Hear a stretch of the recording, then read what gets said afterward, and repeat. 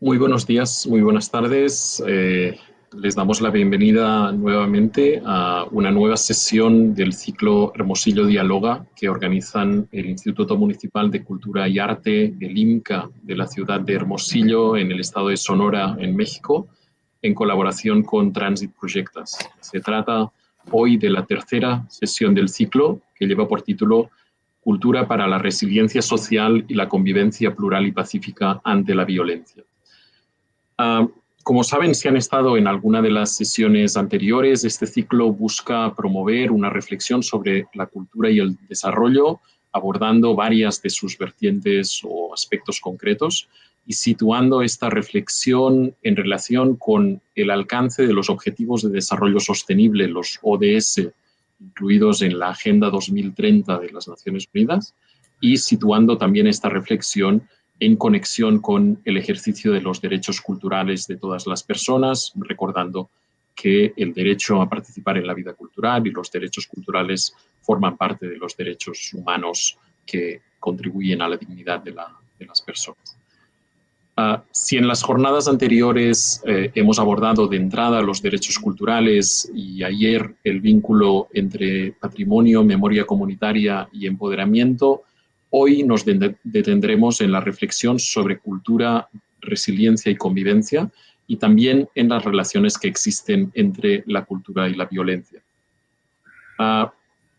Entendemos que la cultura evidencia la diversidad de formas de entender la vida que coexisten en nuestra sociedad y la diversidad de formas de expresar creativamente y a través de otros lenguajes esa diversidad que constituye nuestras sociedades. Y por lo tanto la cultura es o puede ser un espacio de disenso que se expresa, por ejemplo, en muchas expresiones creativas.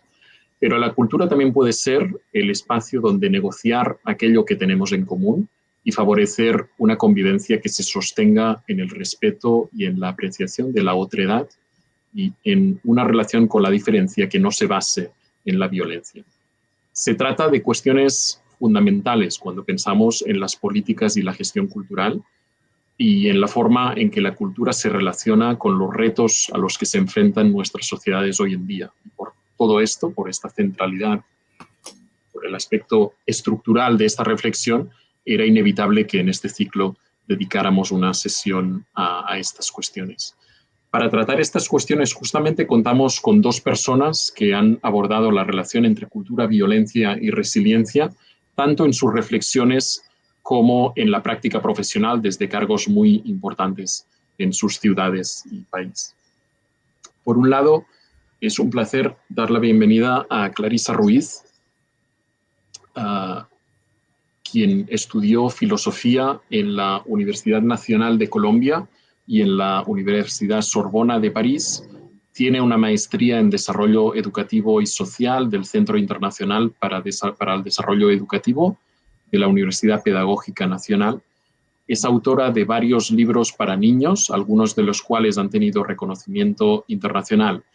En el marco, en el contexto institucional, ha sido directora de artes del Ministerio de Cultura y de la Secretaría del Ministerio de Cultura de Colombia y de la Secretaría, y ha sido secretaria de Cultura, Recreación y Deporte de la ciudad de Bogotá, en Colombia. Actualmente codirige los talleres Liebre Lunar, una escuela de artes y oficios que promueve las prácticas artísticas entre diversos públicos, y es también docente de gestión cultural en la Universidad Jorge Tadeo Lozano de Bogotá y en la Universidad del Valle de Colombia.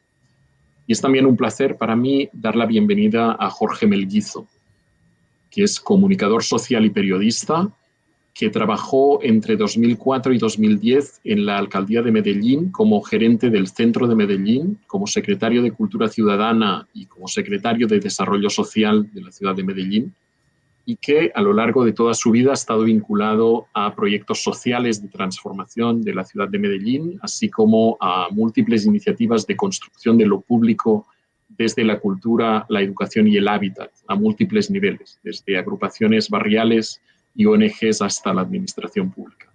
Trabaja actualmente como consultor internacional, conferencista y profesor en varias universidades en el ámbito de la gestión pública y ha acompañado proyectos urbanos integrales, proyectos de cultura y participación social en 135 ciudades de 18 países distintos.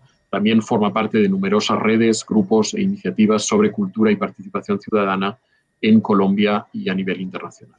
Como decía, para nosotros desde Transit Proyectas es un honor poder participar acompañando al IMCA de Hermosillo en este proyecto y poder dar la bienvenida tanto a Clarisa Ruiz como a Jorge Melguizo, que son viejos amigos de la casa y de todos nosotros.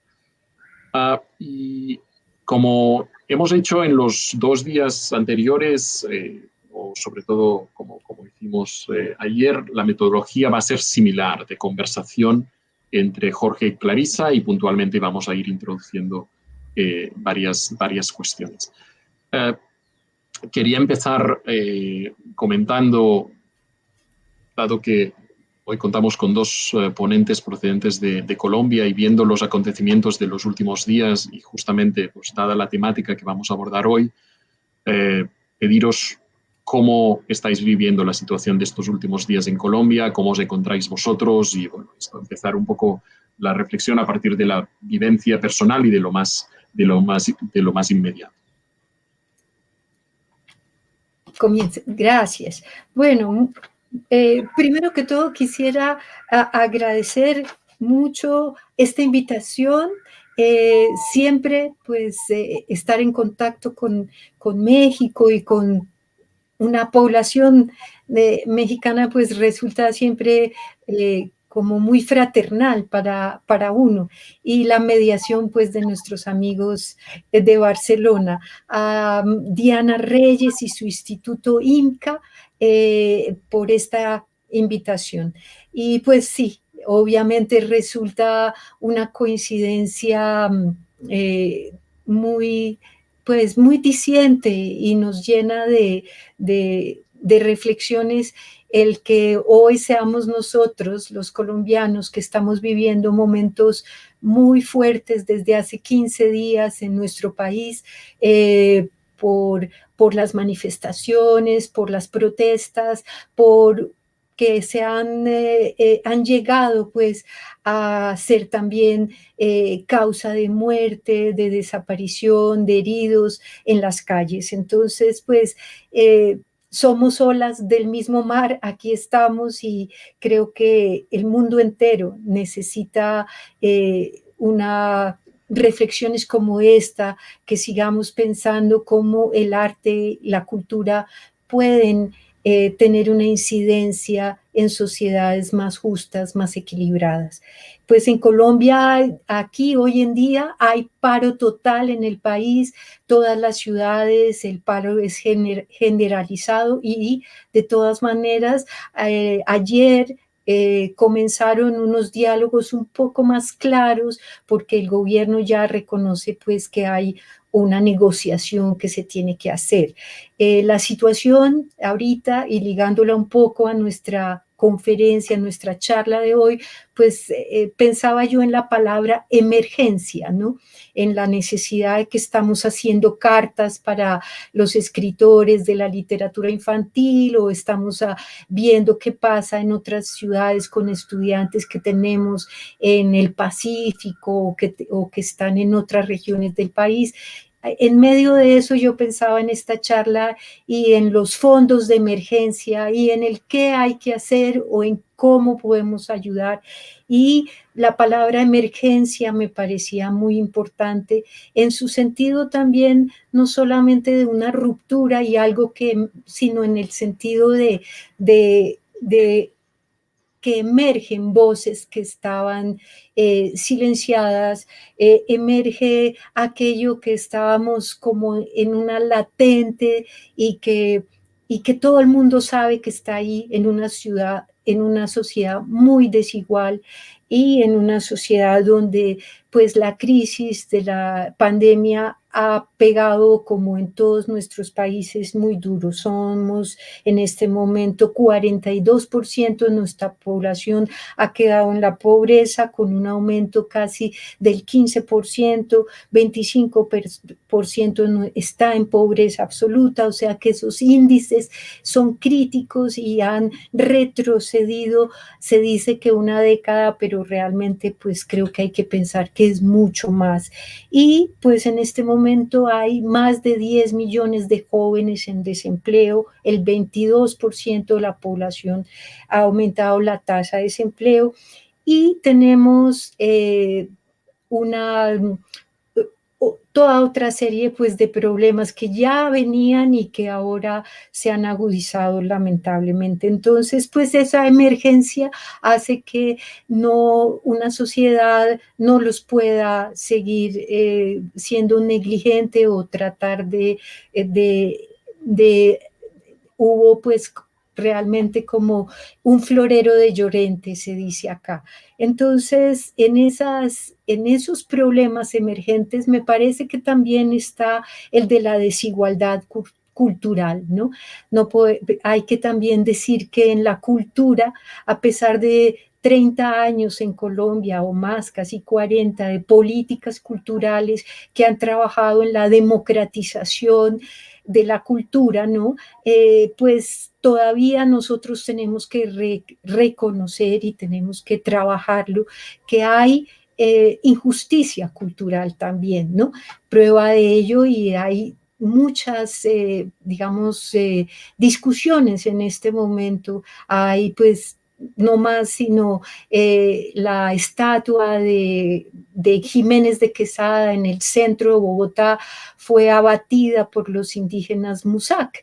Entonces, pues esto ha ocurrido en muchas partes del mundo, este tipo de acciones simbólicas y para mí es diciente de unas necesidades de expresar que no solamente se necesita pues una democracia política, una democracia económica, sino también que la cultura está en el centro de esos procesos de democracia, de una necesidad de experiencias, sentidos, reconocer que de lo que nos ocupamos acá no es solamente de las bellas artes, sino de una noción muy expandida y diferente de lo que es lo artístico y lo cultural, ¿no? Que tiene, y eso está en el centro también del conocimiento, de la imaginación y las capacidades de metáfora son también desarrollo integral. Entonces, pues yo dejaría ahí. Encantado, un saludo a toda la gente de Hermosillo, un saludo también para Diana Reyes y para toda la gente en México que pueda estar pues ya viendo esta conversación. Y encantado, Clarisa, de que nos volvamos a encontrar. Con Clarisa nos hemos encontrado hace rato que no nos veíamos y yo creo que nos viene bien conversar desde esas dos realidades que vivimos intensamente en Bogotá y en Medellín. Clarisa está en Bogotá, yo estoy en Medellín y hemos sido responsables de las políticas culturales de ambas ciudades y Clarisa además con un trabajo inmenso en el Ministerio de Cultura Nacional. Eh, Tres o cuatro cosas alrededor de tu introducción, Jordi. Estamos viviendo tal vez en los mayores momentos de protestas sociales que hemos tenido en Colombia en décadas. Hemos tenido diferentes momentos, a finales del 2019, unos grandes momentos de protestas que tal vez si no hubiera sido por la pandemia, el año pasado se hubieran recrudecido, pero la pandemia, por supuesto, no solo nos encerró, sino que también cerró durante un tiempo las protestas en las calles.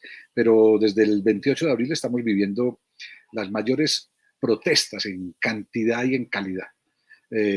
Múltiples actores de muchísimas ciudades del país están en las calles de las ciudades que hoy, como decía Clarisa, particularmente hoy, estamos 12 de mayo, otra vez, digamos, en un paro casi total en muchos sectores de la economía. Hay paro de cambio, hay bloqueos en las carreteras, hay paros de camioneros, las universidades públicas, incluso las privadas están en ejercicio de su protesta.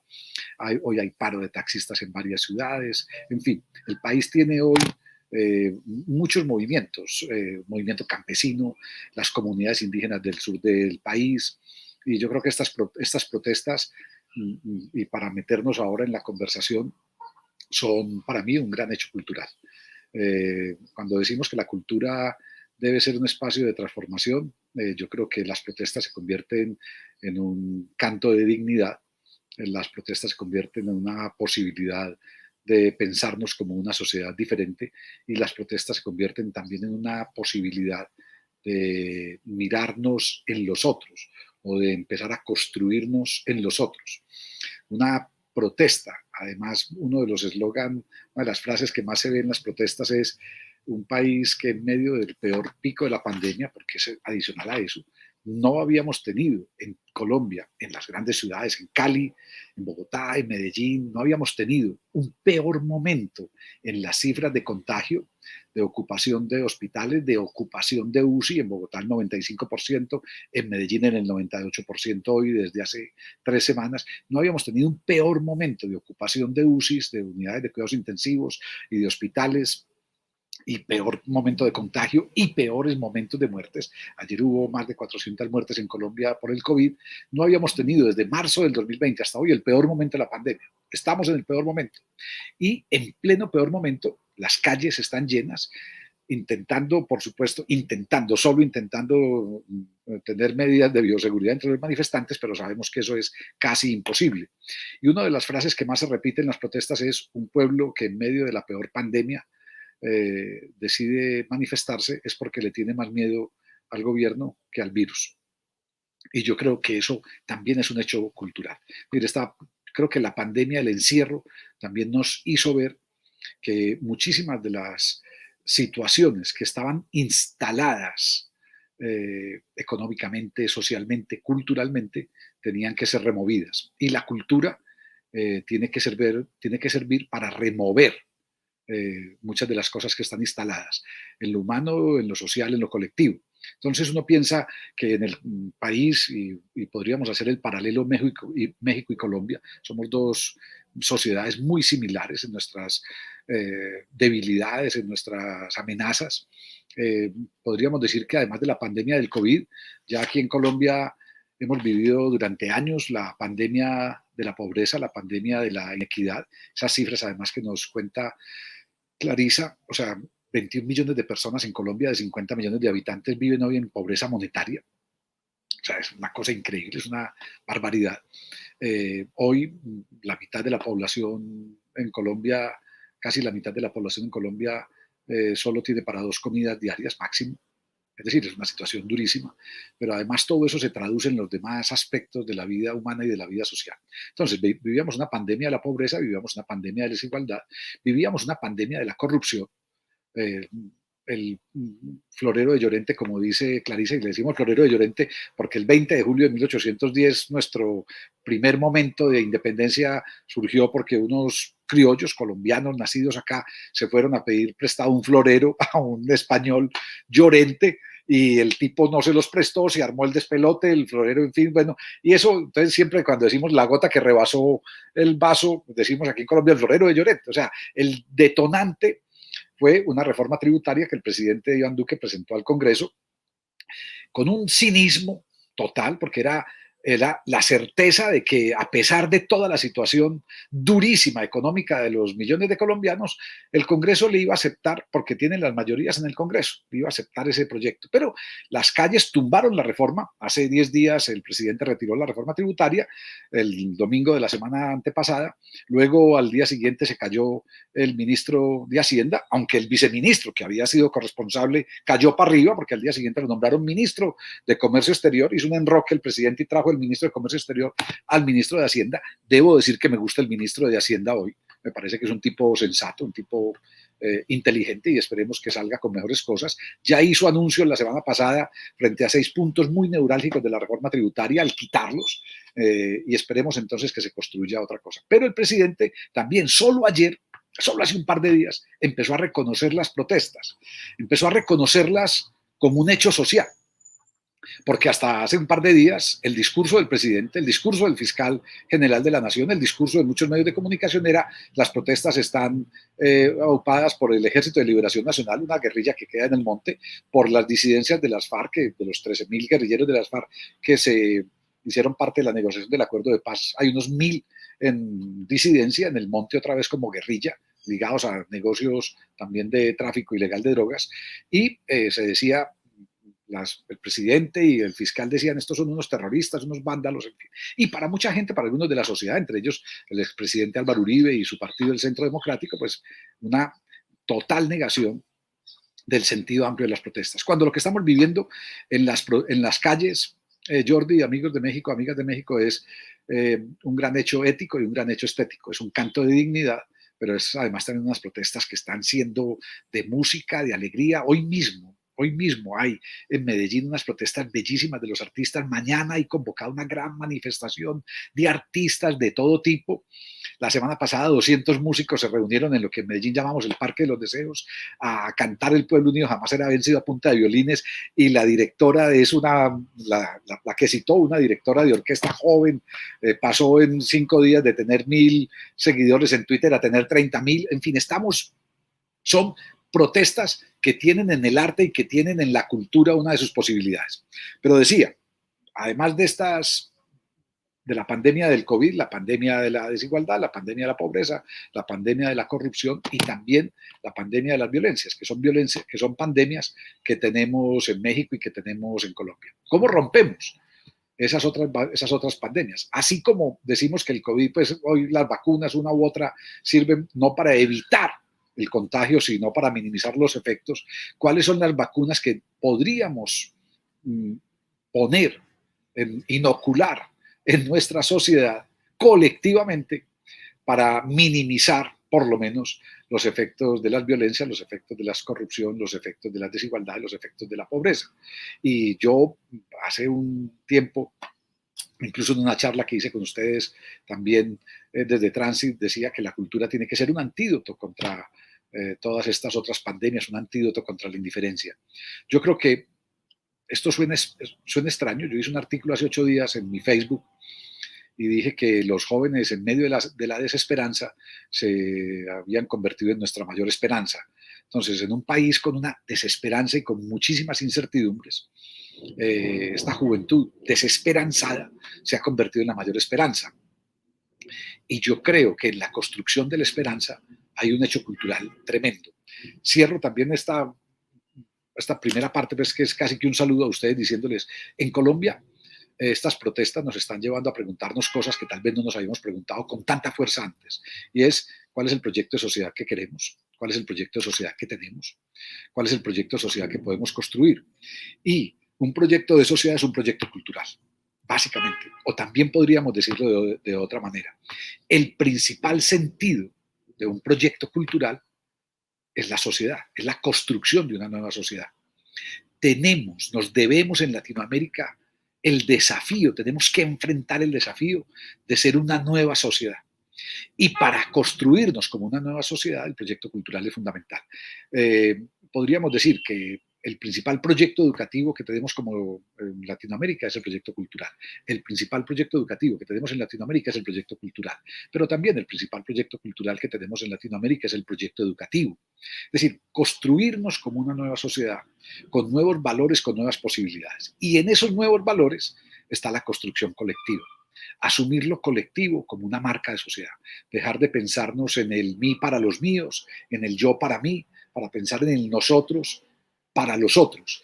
Y lo que hay hoy en las calles es un gran nosotros para los otros. Los jóvenes sin esperanza están ayudando a construir la esperanza para el resto de la ciudadanía. Y eso es lo que vemos hoy en las calles de Colombia.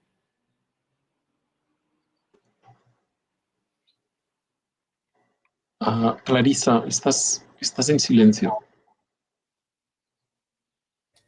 No, me gustaría enlazar con lo que dice, con lo que también expresa Jorge, y recordar, pues, en los momentos más difíciles de Medellín, como en esas reconstrucciones de algunas de las comunas y el ingreso, pues, con con programas de vivienda, ¿no?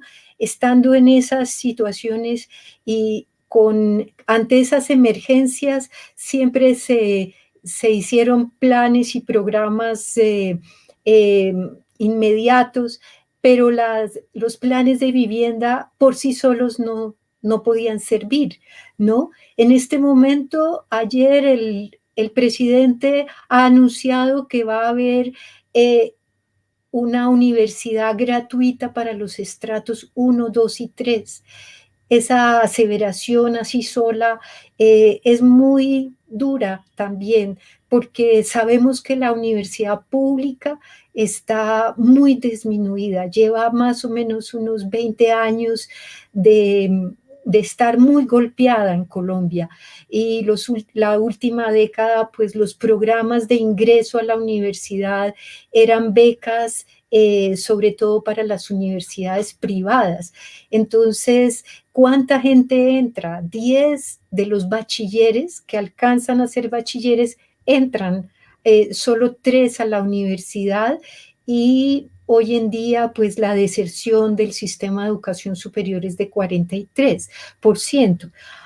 Pero a lo que yo iba era conectar con esa, esa juventud y esa idea de que estamos viviendo, que si no hay un cambio cultural, y eso quiere decir más holístico, más integral, donde la cultura, entendida desde su posición de sector o de objetivación, donde trabajamos las prácticas artísticas, las prácticas del patrimonio y las prácticas culturales, entendidas como las prácticas de esas prácticas culturales que son la vida cotidiana, ¿no? Ese arte que no está solamente en objetos, sino también en maneras de ser, maneras de vivir, ¿no? Y tenemos una poesía de la vida cotidiana que estamos reconociendo apenas, pues esa es la que yo creo que están buscando los jóvenes en la calle, y unos jóvenes que tienen una conexión con el otro mucho más amplia. Ese otro ya no es un antropocentrismo, no es un individualismo, pero tampoco es mucho más amplio, en el sentido de que ellos están pensando en sus comunidades, en los animales, en la naturaleza, y eso también caracteriza las preocupaciones culturales que como sector nosotros tenemos que tener. Entonces, me parece muy importante que esa educación se culturice, ¿no? Como Jorge y yo tuvimos oportunidad de desarrollar programas que culturizaban la educación y le abrían espacios al sector educativo, buscaban y tocaban la puerta para dejar que entrara el músico vecino, el bailarín del barrio, ¿no? A entrar al sistema educativo y a abrir al deportista también, ¿no? Ahora que hablábamos en la trasescena de lo que significa también el deporte. Entonces esos cuerpos, esa experiencia, mucho más de la vida cotidiana, mucho más sensible, ese logos que no es solamente racional, sino es experiencia de mundo con el cuerpo, con la sensibilidad, con las emociones, con la transformación poética, es el que nosotros creemos que puede ayudar en esas transformaciones sociales y a dar voz a esos jóvenes que no solamente necesitan empleo, empleos que muchas veces no transforman su melancolía o la sensación de no futuro, ¿no? Que se tuvo. Necesitamos también que ellos tengan utopías, ¿no? Que volvamos a tener utopías o que las reconozcamos, porque yo creo que en la pobreza más grande el ser humano siempre tiene cultura, siempre hay cultura, hay contraculturas, ¿no? Y aquí mucho se ha criticado también que se dice que los que no tienen voz están hablando, pero pues todos tenemos voz. Lo que pasa es que se están escuchando, están emergiendo. Entonces, esa es la idea de que haya un reconocimiento de una parte de lo humano, y no solamente de lo humano, sino de la vida que debe ser reconocida.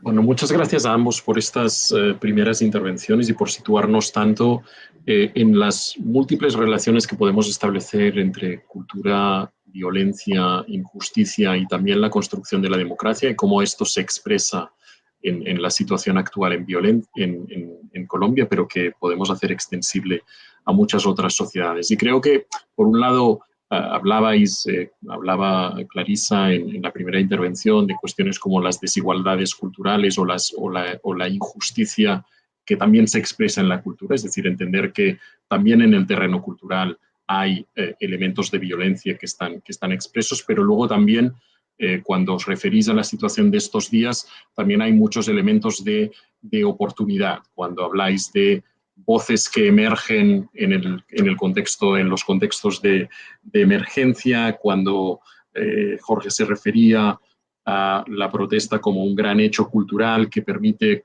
construirnos en los otros, repensarnos, etcétera, etcétera.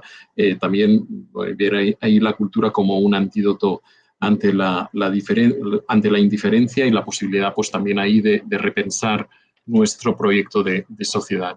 Y os quería plantear un poco, yendo en esta línea, de ver de qué forma la cultura es un factor de construcción de la democracia y del proyecto social de derechos. Os quería preguntar por vuestra propia experiencia, en la medida en que los dos habéis tenido responsabilidades institucionales importantes y habéis llevado a cabo políticas y programas muy ambiciosos y con éxitos en estos ámbitos, ¿no? Y os quería preguntar un poco de qué forma, desde esa noción de cultura sobre la que también reflexionabais y que es holística, que es amplia y que es profunda, de qué forma puede aparecer un espacio para contribuir al entendimiento, a la negociación de las diferencias y a un fomento de una mayor democracia y de una mayor convivencia. Bien, Jordi, yo creo que además en la pregunta tuya hay una cosa que es clave hoy en Latinoamérica, y es entender que la cultura hoy tiene uno de sus desafíos centrales es la construcción de democracia, la consolidación de democracia. Hace unos días me preguntaban cuáles son como los asuntos, los temas, los ejes alrededor de los cuales tendría que girar un proyecto cultural en esta pandemia, ni siquiera en la pospandemia, sino en esta pandemia. Y yo decía, hombre, pensado desde Medellín y pensado desde Colombia, democracia es un asunto fundamental, pero el otro es el que dijimos al principio, equidad. El otro es cambio climático, el otro es educación. ¿Cuál es la intervención, como decimos pues con Clarissa, cuál es la intervención cultural en la educación y la intervención educativa en la cultura? Pero el otro también es salud. O sea, hoy tenemos no solo un grave problema de salud física por el COVID, sino un grave problema de salud mental acrecentado por esta pandemia, por confinamientos, por incertidumbres, por todo. Entonces, en esos 5 asuntos, en salud, sobre todo salud mental, educación, cambio climático, en equidad y en democracia, hay unos desafíos fundamentales para el proyecto cultural. Yo invitaría a que ustedes, desde Hermosillo, desde México, desde cualquier lugar, se pregunten su proyecto, cómo está contribuyendo a la consolidación de la democracia barrial, de la democracia local, de la democracia incluso en sus espacios familiares, en sus espacios específicos. O sea, ¿cuál es la contribución del proyecto cultural a esa consolidación de la democracia? Y voy a mostrarles muy rápidamente 3 cosas, no en pantalla, sino aquí en libros, porque son cosas que ustedes pueden conseguir, pueden bajar fácilmente. Este libro que editamos en México, Cultura de Paz, Palabra y Memoria, lo hice con el Fondo de Cultura Económica. Este libro está disponible 100% gratuito, además, en Internet. Lo buscan tal cual, Cultura de Paz, Palabra y Memoria, un modelo de gestión cultural. Este libro lo hicimos a partir de la masacre de Apatzingán, en una noche de un 6 de enero, en el 2015. Y me buscó el Fondo de Cultura Económica y la Presidencia de México para que los acompañara en esta experiencia. Y aquí en este libro está relatado eso que hicimos durante año y medio hasta la consolidación de un centro cultural en Apatzingán. Y hay algunas cosas, algunas preguntas que tienen de pronto que ver con preguntas que nos hicimos en Medellín para nuestro proyecto cultural, y enseguida les muestro un par de cosas más. Una además que tiene que ver con José Antonio MacGregor, que está por acá. Gracias, ahí ya Transit puso el enlace del libro en la conversación. Muchas gracias. Y enseguida voy a hablar algo que hicimos con José Antonio MacGregor muy rápidamente. Entonces, unas preguntas que hay en el libro, en la página 41. ¿Qué tipo de sociedad somos y queremos ser? ¿Cuáles son los elementos que nos unen como sociedad, que nos integran como nación? ¿Cuáles queremos que sean los puntos de encuentro en el futuro? ¿Cuáles deberían ser nuestras prioridades en las inversiones públicas, en sociedades con una presencia histórica tan fuerte de conflictos armados? ¿Cuáles son los elementos culturales que deberíamos dejar de lado? ¿Cuáles son los elementos culturales que deberíamos potenciar hacia una sociedad más equitativa, más incluyente, más generadora de oportunidades? ¿Cuáles son los retos de la educación colectiva? ¿Cómo podemos lograr la intervención real en ese microtejido familiar y comunitario? Miren que ni siquiera estoy hablando de la dimensión nacional o municipal. ¿Cómo podemos intervenir en nuestro propio microtejido familiar y comunitario? ¿Qué no estamos haciendo bien? O sea, esta sociedad que tenemos es yo hace 30 años, Clarisa, en Medellín decíamos, en Medellín hace 30 años morían violentamente 18 personas cada día, 6.700 personas en un año, 382 por cada 100.000 habitantes, la peor tasa de muerte violenta del mundo. Durante 20 años fuimos la ciudad con peor tasa de muerte violenta del mundo. No éramos los más violentos, éramos los más violentados, víctimas, no victimarios. Hoy tenemos el 3.7% de esa tasa de muerte violenta del año 91. 30 años después hemos bajado 96.3%. Eso es una maravilla. Entonces, pero en ese momento, hace 30 años y hoy, tenemos que preguntarnos en qué nos estamos equivocando como sociedad. ¿Qué de lo que estamos haciendo no está bien hecho? ¿Cuáles son esas sumas de nuestros fracasos colectivos y cómo los enfrentamos colectivamente?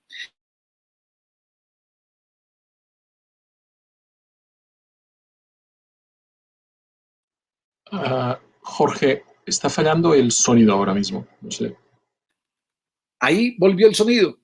Sí. Pues no, ¿sabe? Fue que moví una cosa mía y puse mute, o sea, moví el cuaderno, y entonces, bueno, qué vergüenza. Entonces les decía, una de estas últimas preguntas que aparece pues en el libro de Cultura de Paz es, ¿qué no hemos hecho que sea necesario hacer para lograr una real transformación cultural en función de la construcción de un verdadero proyecto colectivo de ciudadanía y de convivencia?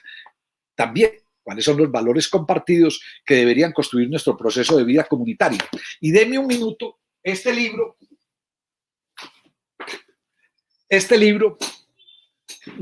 lo dirigió José Antonio MacGregor, que está aquí conectado. Proyectos culturales, sus configuraciones y desafíos para el cambio social. Y lo editó el gobierno de México. Ahí está MacGregor como coordinador. En este libro hay muy buenas intervenciones alrededor de eso. ¿Cómo configuramos para el desarrollo? Está Carlos García, y está Alfonso Hernández, y está Adrián Marcel, está Gerardo Newgobsen, que hoy vive en Panamá, está MacGregor, por supuesto, está Patricio Chávez y Andrea Barrios, Alejandra Zorrilla, Mónica Sepúlveda, que es también de Medellín. Y en el documento que yo hice para esto, también luego se los puedo mandar el documento, Jordi, para que lo compartan con el grupo, lo llamé Cultura, Equidad, Ciudadanía y Convivencia, y es nuestro proyecto cultural de Medellín se basó en esto, y está acá. Esto lo pueden bajar de internet completamente, buscado con ese nombre, Plan de Desarrollo Cultural de Medellín 2011-2020, pueden bajar completamente el proyecto cultural a 10 años. Entonces cierro, y perdón lo largo, Clarisa, cierro. Pensar un proyecto cultural más allá de las bellas artes, como nos dijo Clarisa al principio. 1. 2.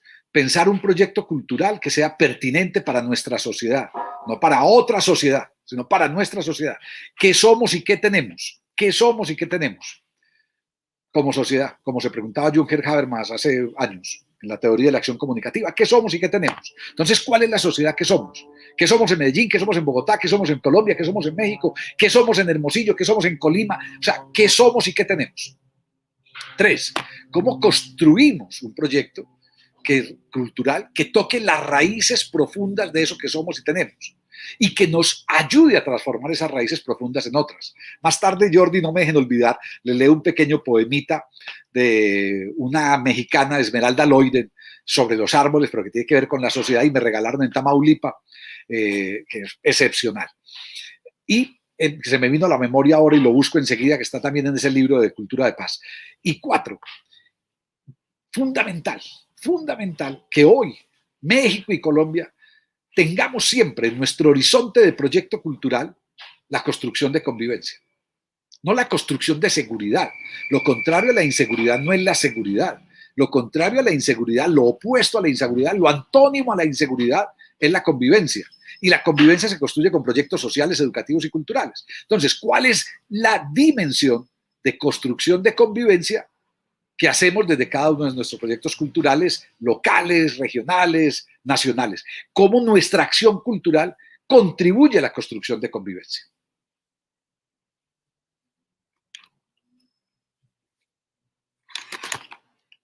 Clarisa, tu micrófono. Sí, listo. No, yo, esto me hace primero recordar que tenemos, o siempre he tenido presente una actitud que creo que desde la cultura tenemos que siempre recordar, que es que la cultura también es un instrumento de barbarie, ¿no? Pues recordando esa frase de Walter Benjamin, y quisiera recordar que también los derechos humanos, ¿no? Han sido, en su inicio, fueron herramientas también para, digamos, colonialismos o opresiones. Entonces, me parece siempre muy importante relativizar, no solamente porque cultura hay en todo, ¿no? Siempre somos, es algo que es constitutivo al ser humano. Entonces, cultura, me gusta recordar también hace unos años cuando en una galería en Londres la Cancillería colombiana bajó una pequeña película de video tomada con un celular en que se mostraba a los guerrilleros haciendo música, ¿no? Y nosotros también hemos vivido, pues sabemos que hay la música traqueta, que le dicen en Colombia, pues a las músicas que se parecen o que son como, recuerdan a una cultura mafiosa, ¿no? Entonces, pues pienso que tenemos que tener muy presente que no es tan sencilla esa cohesión de que todo niño que toca un instrumento no tocará un fusil, ¿no? Eso nos decían. Y yo trabajé particularmente con un gobierno que hizo una división entre la cultura para la convivencia y los programas culturales de un Ministerio de Cultura que no serían para la convivencia. Entonces quería, pues, comentar con esto con ustedes para decirles, pues, que finalmente nos encontrábamos muchas veces esos funcionarios en una población como Río Hacha haciendo una conferencia, unos en una biblioteca y otros en un salón de la alcaldía, y con el mismo público, y tratando de ir unos a una conferencia y estar al mismo tiempo en la otra. Pero finalmente, cuando nos íbamos, yo me daba cuenta además que se iban los funcionarios del gobierno central y el lenguaje cambiaba de la gente inmediatamente. Había una capa local de los gestores y trabajadores de la cultura que era otra, diferente al mensaje que traíamos desde el gobierno central.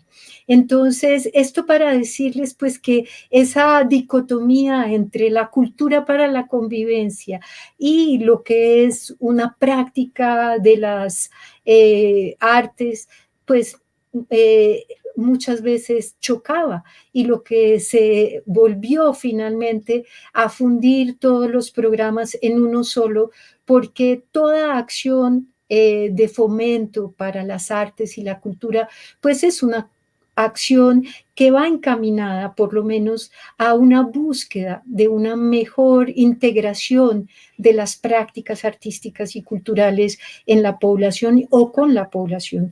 Entonces, me parece que nosotros lo que tenemos que hacer es entender que la paz, como decía un filósofo nuestro, Stanislao Zuleta, es también, la lograremos cuando sepamos aceptar el conflicto, ¿no?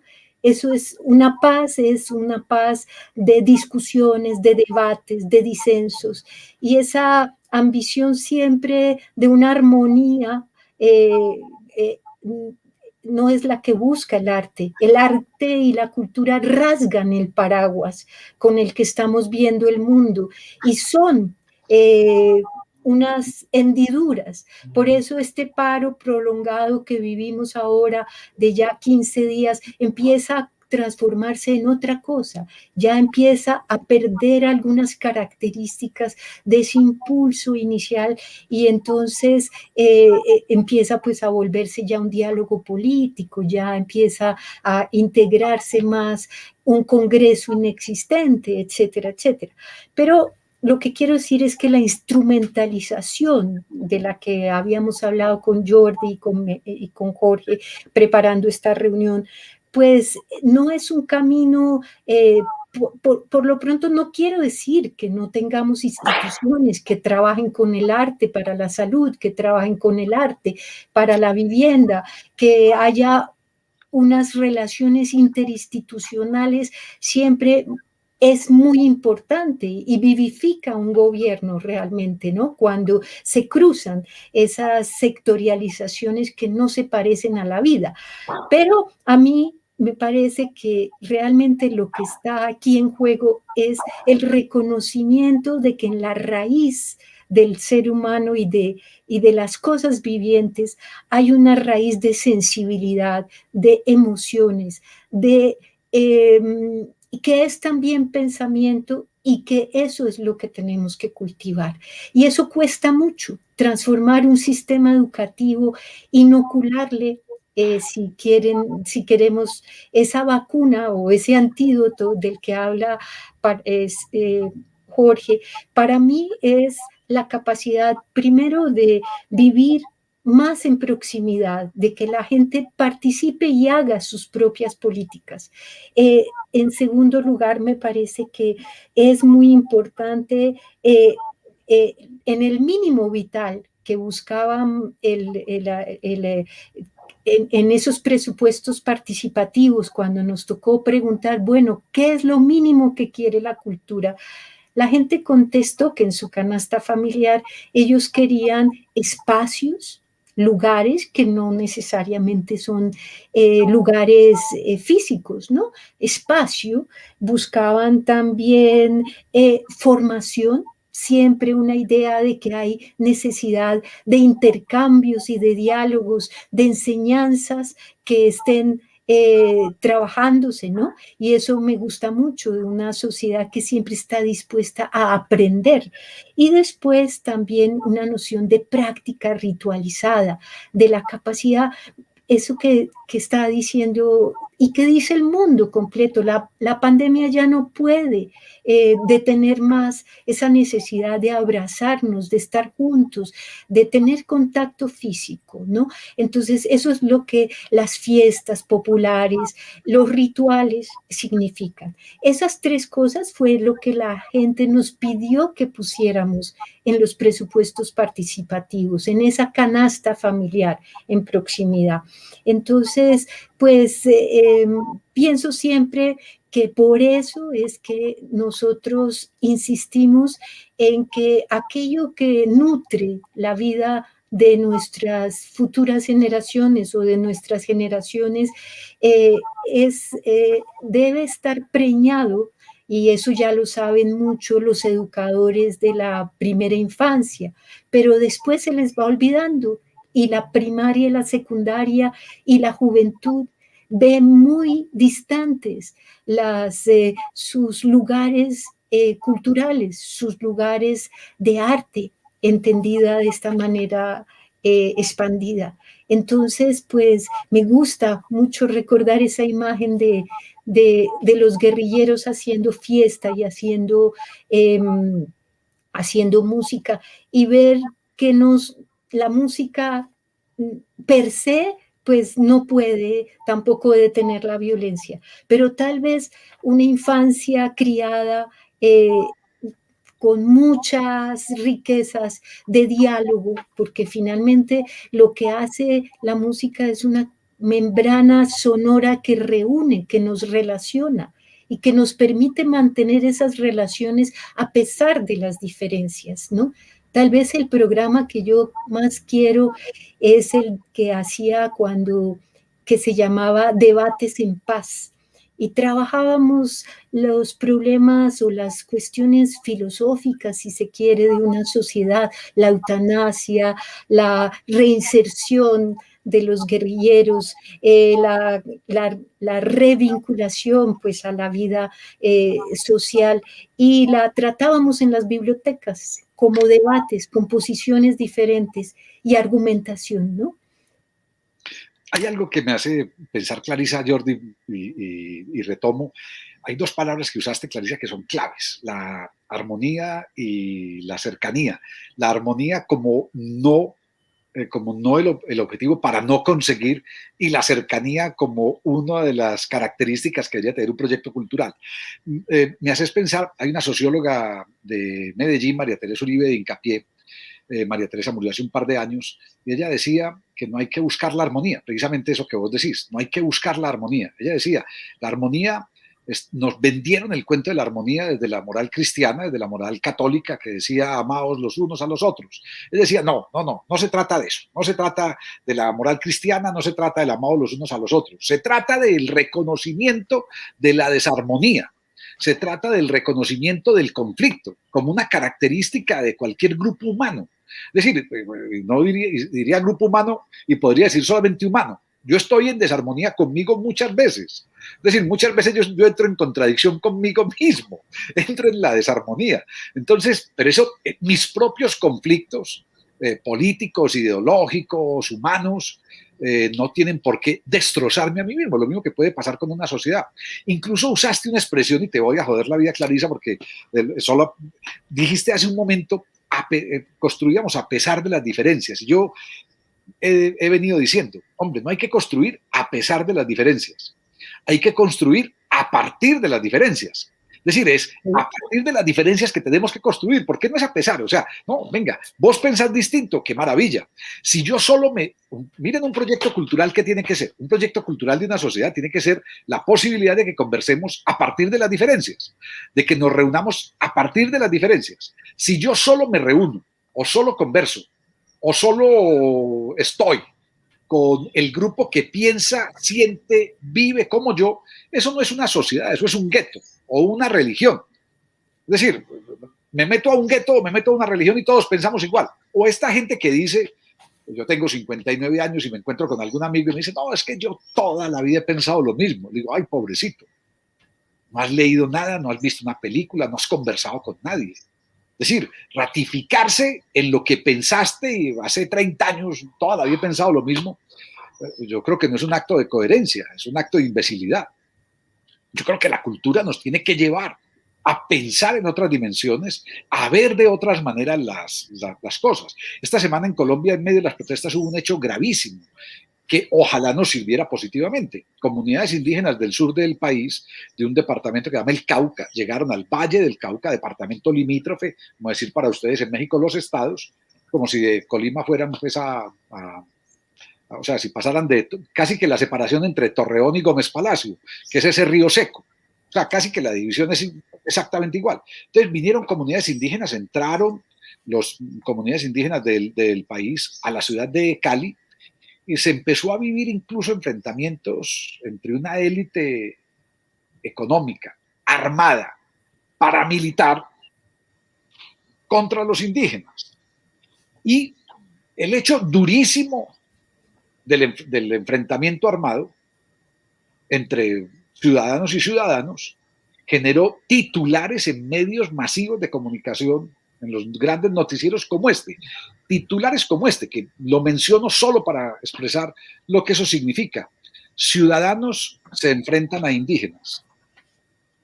Es como si los indígenas no fueran ciudadanos. Incluso en algún noticiero lo dijeron de esta manera: ciudadanos contra indios. O sea, es increíble que nosotros en pleno año 2021, en un noticiero nacional de televisión, se asuma de esa manera al otro.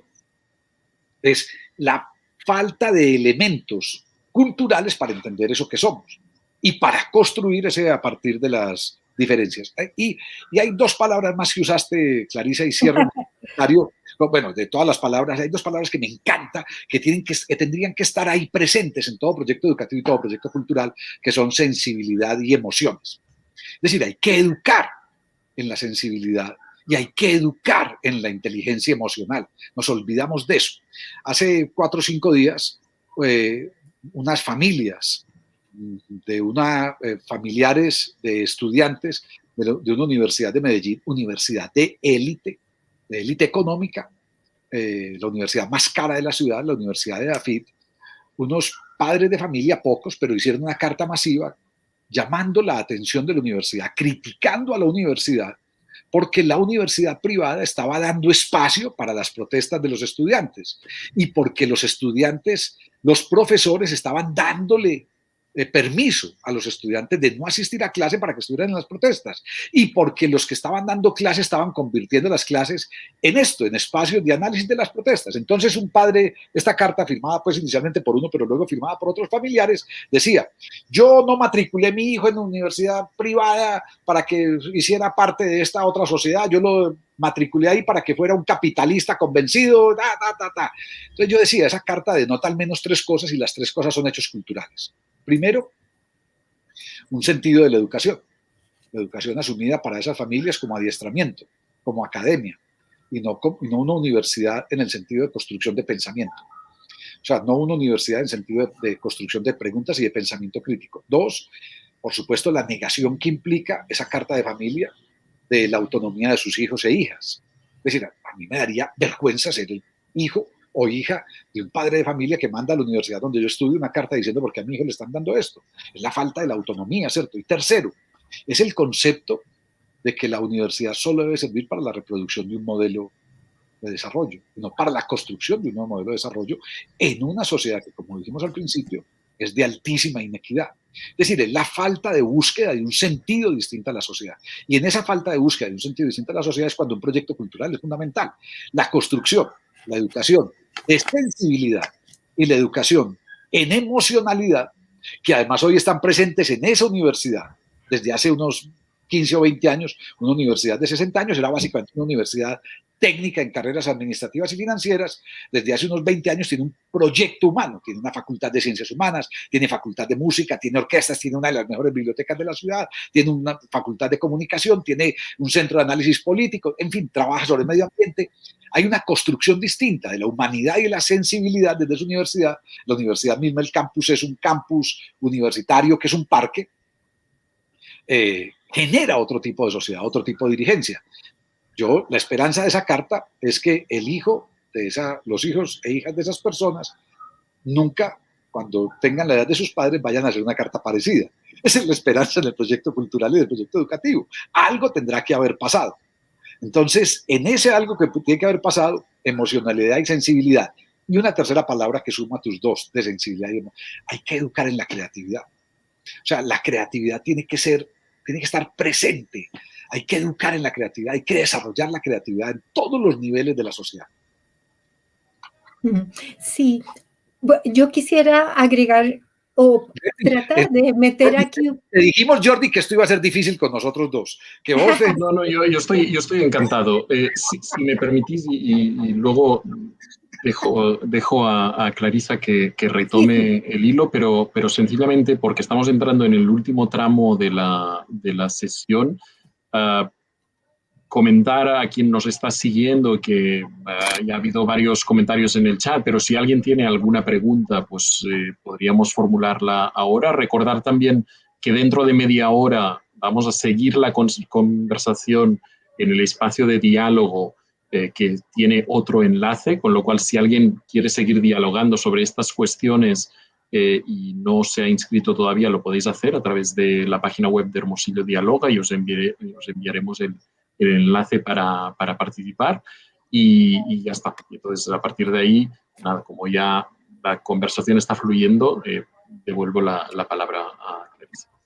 Gracias, gracias, Jordi. Quería introducir un poquito, si se puede, de pronto de polémica, no sé, pero recordando un poquito tensiones, ¿no? Porque sé que nos está probablemente escuchando trabajadores de la cultura, agentes de la cultura, y reconocer pues que esta deconstrucción del ser humano o del hombre positivista y del hombre moderno todavía se continúa, ¿no? Entonces, saber pues que ese estado, ¿no?, es muy difícil de mover, de cambiar. Y la posición siempre digamos, de un funcionario público en la cultura me parece un lugar en el filo de la navaja, ¿no? Me parece que es muy importante que siempre se sepa que el funcionario público de la cultura es casi que una contradicción, yo diría. No sé si tú siempre lo sentiste así, porque uno es como un infiltrado, ¿no? ¿Por qué? Porque el gobierno o el Estado pues siempre busca, digamos, esa armonía o ese statu quo, ¿no? Está buscando cómo andar juntos, juiciosos, ¿no? Por decirlo así. Pero a lo que voy es a que me recuerdan ciertos conflictos que yo viví en ese trabajo de funambulistas que significa la gestión cultural pública. Y sobre todo porque yo creo que hay que buscar mucho que el Estado siempre esté intermediado. Eso resulta siempre mucho más costoso que el Estado interviniendo directamente, ¿no? Yo creo en la universidad pública, yo creo que los museos y esos artefactos o dispositivos deben ser públicos en alguna medida, pero también pienso que hoy en día la función pública en cultura tiene que tratar de tener una distancia más grande. En Colombia, para seguir con el tema, puesto que estamos en el ojo de la mira, tenemos hace 2 días, el presidente se reunió con su ministro de Cultura y una serie de personas representantes de diferentes cultos religiosos en el sitio de un monumento que busca ser un monumento de reparación para las víctimas. Con eso quiero decir, y no me voy a tener mucho acá en este hecho, pues es, como tú dijiste, en décadas tal vez un gobierno y un Estado no había entrado de manera tan explícita a manipular un hecho cultural para unos intereses específicos. Entonces, ahí hay algo que tenemos que ver con mucho cuidado, ¿no? Sin embargo, pues ya en la vida mucho más, en el trabajo más diario de tratar de involucrar el arte y la cultura en una educación. La Ley General de Educación en Colombia dice que el arte y la cultura en general, ¿no?, deben estar incluidos en la primaria, pero esa ley no se cumple, es papel, ¿no? Inclusive, pues ustedes han visto que para los beneficios o los mandatos de una cobertura total de los objetivos de desarrollo sostenible, pues nosotros redujimos las jornadas escolares a 5 horas para poder tener dobles jornadas y con ello, pues más rápido salió el arte de las clases y la historia. Y salió la historia. Y la historia salió. Entonces, en ese buscar integrar nuevamente, ampliar la jornada escolar, pues yo tenía conflictos internos también con mi equipo, porque lo que decíamos es, tenemos que trabajar fomentar una práctica social, por ejemplo, de la música o de las danzas, y los recursos tendrían que ir allá. Y yo guardaba siempre una plata para la educación superior, ¿no? Para la educación superior.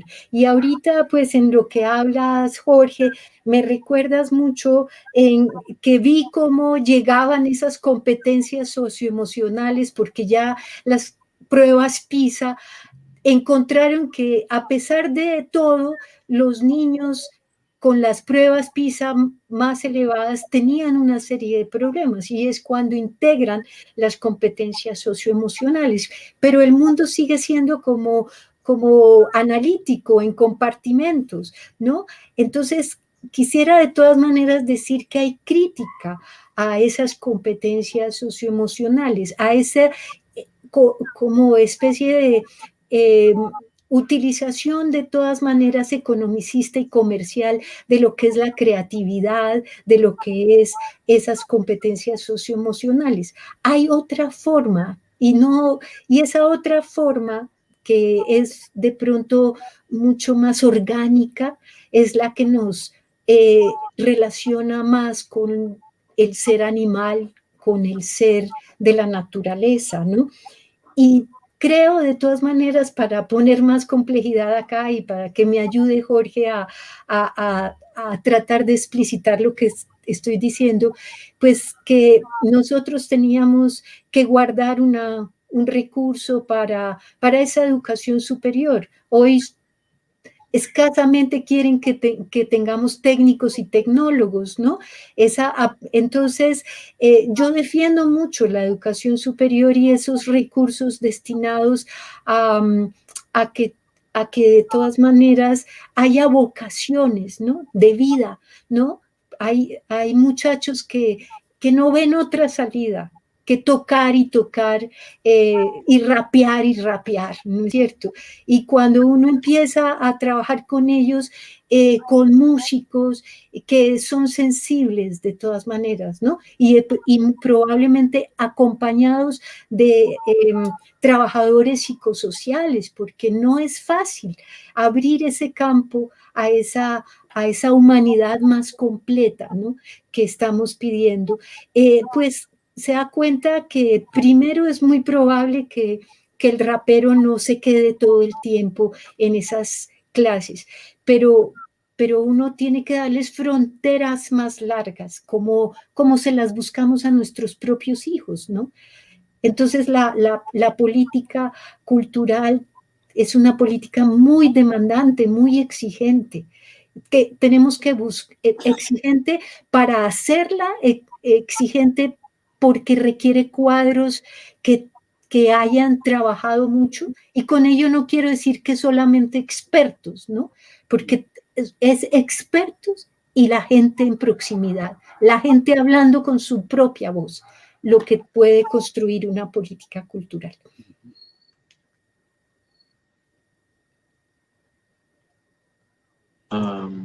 Muchas gracias a ambos. Vamos a terminar la sesión en unos minutos. No sé, Jorge, si mientras tanto si has encontrado el poema, porque... Sí. Porque, bueno, esto había quedado pendiente, pero bueno, entonces lo comentaremos. Y yo, nada. Hay dos cosas. Sí. Dale, Jordi, pero si quieres... No, adelante. Leo el poema, el pedacito del poema rápidamente, pero escuchando a Clarisa y con el comentario tuyo anterior, Jordi, hay algo que no podemos dejar pasar. Miren, esta charla, ustedes mismos lo dijeron en la introducción, se inscribe este ciclo de charlas de Hermosillo Dialoga, lo inscriben ustedes en los Objetivos del Desarrollo Sostenible y en el objetivo 16 específico para esta charla, que es como la construcción de institucionalidad. Entonces, se construye institucionalidad avanzando en forma paralela en dos frentes. Uno, institucionalidad pública. Hay que lograr que la institucionalidad pública, que las secretarías de cultura sean más fuertes, estén más consolidadas, tengan un mayor profesionalismo, tengan más presupuestos. Doy un dato, Bogotá hoy tiene más presupuesto en cultura que el Ministerio de Cultura para todo el país. Colombia tiene 50 millones de habitantes. Bogotá tiene 8 millones de habitantes y Bogotá para 8 millones de pesos, para 8 millones de personas destina más presupuesto en su presupuesto cultural, y eso es algo que ya desde que estaba Clarisa de secretaria de Cultura empezó a verse, las grandes inversiones. Cuando yo fui secretario de Cultura de Medellín, logramos que el presupuesto de Medellín, una ciudad de 2,5 millones de habitantes, fuera también superior al del Ministerio de Cultura. Hoy no lo es, ha bajado un poco el de Medellín, pero logramos manejar el 5% del presupuesto municipal. Entonces, primero, construir institucionalidad pública, una Secretaría de Cultura más fuerte, unos presupuestos mayores, mejores políticas públicas, mejores reglamentos, mejores profesionales en esas funciones. 2, construir institucionalidades también, consolidar ciudadanía, es decir, fortalecer en los sistemas municipales de cultura, fortalecer los consejos municipales de cultura, construir representatividad. Si algo hemos visto en Colombia en este momento, en medio de la pandemia, es que la cultura en Colombia tiene muy poca representatividad. Mira, hay muy poca capacidad de negociación colectiva en la mayoría de los sectores. Algunos sectores son más fuertes que otros, artes escénicas es más fuerte que la mayoría, pero otros sectores como música o como artes visuales o como cine incluso tienen muy poca representatividad, o como memoria y patrimonio, poca representatividad. Hay que construir evidencias. Nuestro trabajo cultural exige evidencias. Tenemos que hacer un gran esfuerzo académico, teórico, por construir evidencias de resultados, de impactos, de incidencia. Yo prefiero la palabra incidencia a la palabra experiencia. Cuando alguien me dice, no, es que yo hago este proyecto hace 30 años, yo digo, sí, pero parece que llevaras un año, porque puede que 30 años sean un año repetido 30 veces. Y 5, hay que hacer gestión del conocimiento. Eso es parte también de esa construcción del Objetivo de Desarrollo Sostenible 16 de institucionalidad. Hay que hacer muchísima gestión del conocimiento. ¿Qué conocimiento tenemos? ¿Qué conocimiento producimos? ¿Qué conocimiento usamos? ¿Y qué conocimiento compartimos? Y cierro con el pedacito de poema. Esmeralda Loiden, me regalaron en Ciudad Victoria, en Tamaulipas, un libro, un profesor, y el libro se llama Poesía Arbórea, de Esmeralda Loiden. Hoy somos amigos de Facebook, Esmeralda Loiden y yo, no nos conocemos. Y el pedacito de poema sobre los árboles dice esto. Dicen que está en el libro dicen que una comunidad no existe porque no han visto sus raíces enlazarse con ternura. Dicen que una comunidad no siente porque han dejado de oír el suave murmurar de sus caricias en otoño. Dicen que una comunidad no es ni siente porque no la ven jugar, reír ni defenderse. De tanto en tanto la asaltan mentes enfermizas, plagas efímeras, polución, nieve, incendios, destazadores de maderas. Mas la comunidad arbórea resiste, guarda sus semillas dentro de la tierra y espera una eternidad tal vez. Y de la tierra surge nuevamente con sus verdes dorados y sus nidos, con su caudal de luz y de frescura. Eso es. Somos la sociedad entrelazada como las raíces de los árboles y resurgiremos, porque ahí están las semillas y están las esencias, está la tierra de la que bebemos, está esa sociedad que podemos construir de maneras distintas, de mejores maneras. Jordi. Clarisa, sí, adelante. No, bellísimo ese poema. Tendrías que repetir el nombre. La poeta. Es Esmeralda Loiden. Loiden. L-O-Y-D de dedo, E-N de niño. Loiden, Esmeralda Loiden. Y la puedes buscar en Facebook. Además, su Facebook es muy bonito. Y el libro se llama Poesía Arbórea. Ya.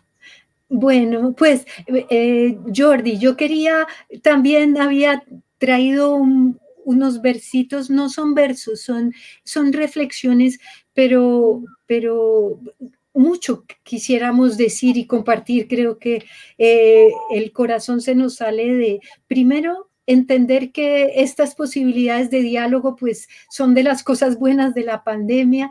De otra manera pues siempre es muy difícil estar cerca nosotros mismos entre los latinoamericanos. Entonces eso es un regalo y pues yo había comenzado con es un poema chino, ¿no? Que venía en las cajas de vacunas que se fueron llevando y que decía: somos olas del mismo mar, hojas del mismo árbol, flores del mismo jardín, ¿no? Pero en el comienzo de la pandemia siempre recordé mucho un libro que se llama Sobre la supervivencia de las luciérnagas, y es un poco sobre la idea de lo que puede el arte, es paso a paso, verso a verso, ¿no? Es como algo que es una resiliencia, como ustedes dicen, y las resiliencias a veces no están en los grandes focos de luz.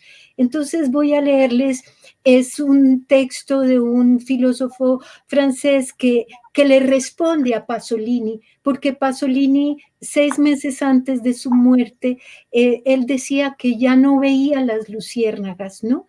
Era un poco recordando a Dante, que ve bajando a los infiernos, ve lucecitas, ¿no? Y aquí el filósofo le dice, y él está en el fascismo y está en un momento muy difícil, y dice que no ve las luciérnagas, y Pasolini está muy pesimista. Y Huberman le contesta años después y le dice esto: y ante todo, ¿han desaparecido verdaderamente las luciérnagas? ¿Han desaparecido todas? ¿Emiten aún? ¿Pero dónde? Sus maravillosas señales intermitentes todavía en alguna parte se buscan entre sí, se hablan, se aman, pese a todo, pese a toda la máquina, pese a la noche oscura, pese a los reflectores feroces. Hay razones para el pesimismo, pero por eso es tanto más necesario abrir los ojos en medio de la noche, desplazarse sin descanso, ponerse a buscar luciérnagas. Solo de nosotros depende no ver desaparecer las luciérnagas. Ahora bien, para ello debemos asumir en nosotros mismos la libertad de movimiento, la retirada que no se arrepliegue, la fuerza diagonal, la facultad de hacer aparecer parcelas de humanidad, el deseo indestructible. Eso era. Bellísimo, bellísimo. Bellísimo, es espectacular. Bueno, muchas gracias a ambos. Nos habéis hablado de sensibilidad, de emoción, de creatividad, y creo que en estos últimos minutos lo habéis ejemplificado también, lo habéis ilustrado muy bien. Muchas gracias, Clarisa y Jorge, por compartir vuestra sabiduría y por regalarnos esta hora de conversación, y creo que lo digo en nombre de toda la gente que ha estado asistiendo, porque creo que ha sido un verdadero placer. Muchas gracias también al IMCA por la iniciativa y por generar este espacio de diálogo. Recordar que en unos 10-15 minutos nos vemos en el espacio de diálogo. Veis aquí que está pasando el recordatorio, y yo creo que entre las muchas ideas que han compartido Jorge y Clarisa, yo creo que hay varias que nos plantean cuestiones sobre las que debatir. De entrada, de qué forma en nuestras prácticas de política y gestión cultural podemos estar contribuyendo a generar espacios democráticos. Cuestiones como la responsabilidad, decía antes Clarisa, la contradicción inherente al ser funcionario público de cultura, y qué responsabilidad exige esto de gestionar contradicciones y lidiar con tensiones y con conflictos que son inevitables. Cuestiones como el vínculo entre la cultura y la educación, que ha estado muy presente, el reconocimiento de que también en lo cultural se expresan desigualdades, injusticias, violencias, pero también el entender que desde la cultura hay capacidad, hay potencial, hay terreno, hay espacio sobre el que compartir o construir aquello que tenemos en común. Yo creo que a partir de todo eso tenemos un muy buen terreno, un espacio muy interesante sobre el que seguir dialogando en un rato. De modo que muchas gracias, Jorge, Clarisa, de nuevo, muchas gracias a todo el mundo que ha estado participando. A ustedes, al INCA y a Transit, un agradecimiento y un gusto siempre, Clarisa, los encuentros. Que nos encontremos más veces y que sean posibles, como decía, los abrazos reales. Muchas gracias. Y un saludo muy especial, sí. Chao, Jordi, gracias. Abrazos también para vosotros, que vayan muy bien las cosas.